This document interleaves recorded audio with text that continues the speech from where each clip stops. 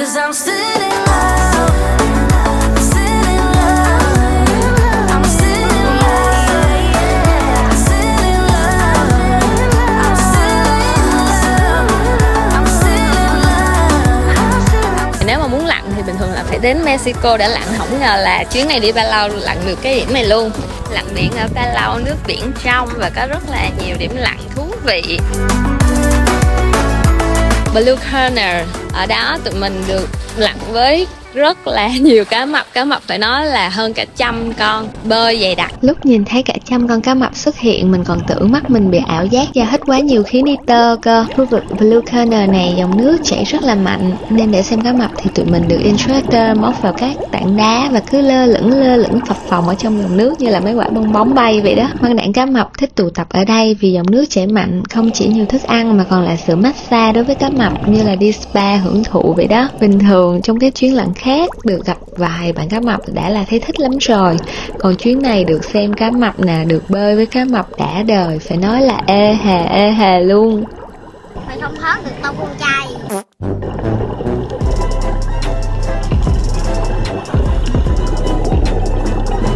Blue Hole, cái điểm mà mình ấn tượng nhất tại vì đó là lần đầu tiên mình được lặn xuống một cái hố sụp khoảng 30-40 mét gì đó. Trong cái hố đó là nó có rất là nhiều cái vòm, cái cửa sổ, ánh sáng chiếu vào và bạn nhìn từ dưới lên, cảnh tượng cực kỳ hùng vĩ. Tại vì nó là một cái cảm giác mới cho nên là mình rất là thích. Lúc đầu khi mới chìm nhanh xuống hố, mình hồi hộp đến mức không thở được luôn các bạn. Kiểu không biết điều gì sẽ đón chờ mình ở phía trước. Sau đó thì thực sự choáng ngợp, chỉ muốn wow lên trước vẻ đẹp độc đáo của cảnh tượng trước mắt. Trong này chứa sự tĩnh lặng và bí ẩn của biển cả. Mình bơi sát ở dưới đáy hang tìm kiếm, biết đâu nhìn thấy kho báu nhưng chỉ thấy một vài con cá mập đang ngủ trong này thôi. Đây là một trong những điểm lặn độc đáo và nổi tiếng nhất ở Palau, và đối với mình nó cực kỳ xứng đáng để trải nghiệm. Ở đây có một cục san hô to như là cái nhà vậy đó. Tụi mình còn được gặp một đàn cá Murich Idol lớn choáng ngợp. Bình thường đi lặn vẫn hay gặp cá này nhưng mà chỉ một vài con thôi.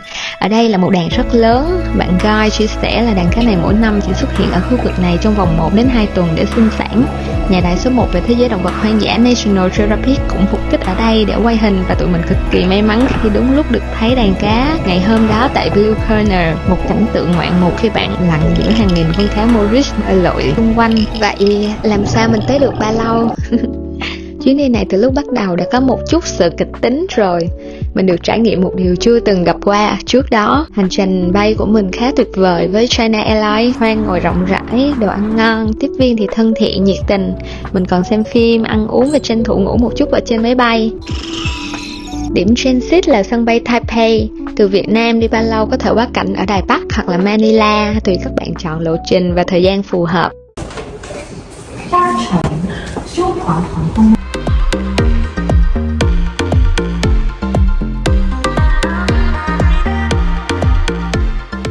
Lao rất đẹp, rất dễ thương nha, nhưng mà 11:30 là đóng cửa, tới 5 giờ sáng mới mở cửa lại, cho nên là tụi mình transit lao, định layover ở cái lao này, cuối cùng là không có chỗ ngủ. Bây giờ phải đi ra trả tiền ở cái lao ở bên cạnh, nhưng mà cũng không có cái chỗ để nằm đàng hoàng, mà phải ngồi ghế.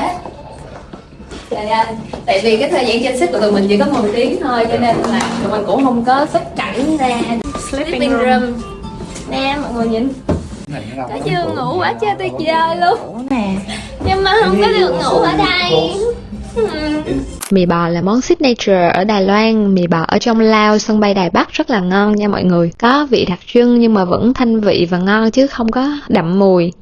Mình đi vào tháng 2, buổi đêm ở sân bay Đài Loan rất là lạnh luôn.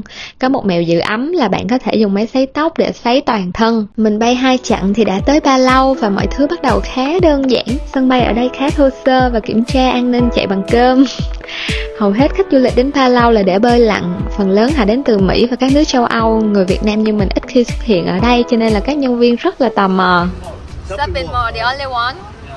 Okay, I see.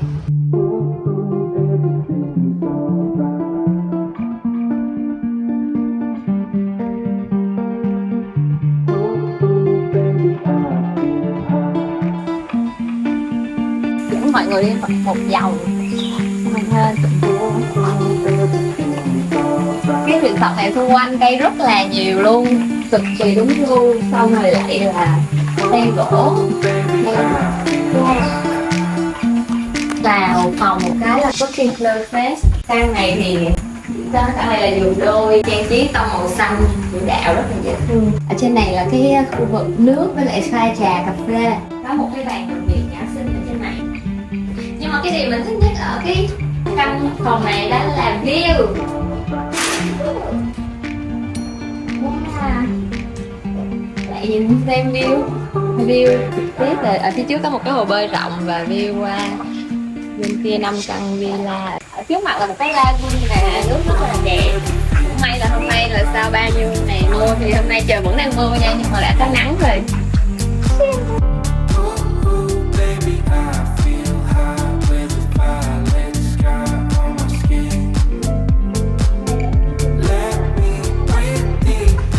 Bên này là toilet nè, dễ thương.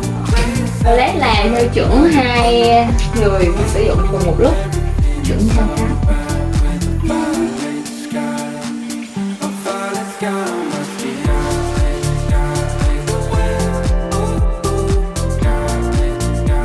Cái cục san hô này nó to, bạn ngang là bạn nguyên một cái vòng tay mình luôn, chỉ để trưng bày ở trong resort của mình ở thôi. Khắp cái resort này chỗ nào cũng rất là nhiều cái hình trưng bày về biển nha. Giờ có trưng bày chỗ này là một con cá mập trắng nè, còn cái tượng gỗ bên kia nó là một cái sinh vật mà mình thấy giống như là lai giữa dugong với lại là một con hải cẩu vậy đó mọi người. Resort này rất là dễ thương nha mấy bạn. Wow, Gatwinston Gallery đẹp quá cho nên là mình sẽ đi vào. Rất là nhiều cái đồ trưng bày đặc trưng về Palau và các sinh vật biển. Mình bị mê mẩn, mình cực kỳ thích cái chỗ này luôn. Quá đẹp luôn. Mê mẩn. Quá mê cái phòng này.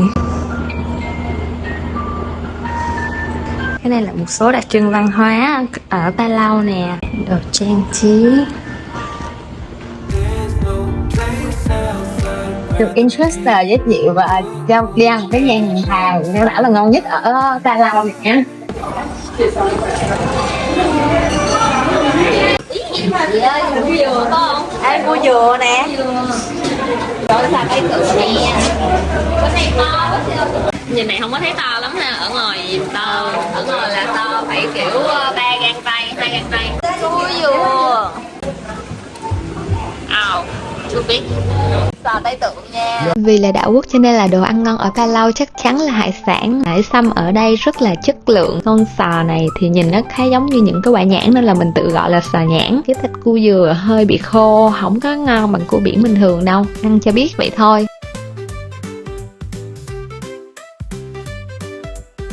Review dừa đảo. Rất là giỏi. Sau khi đi ăn nhà hàng Hoa về thì phải lượn vào nhà hàng của resort để ăn dessert.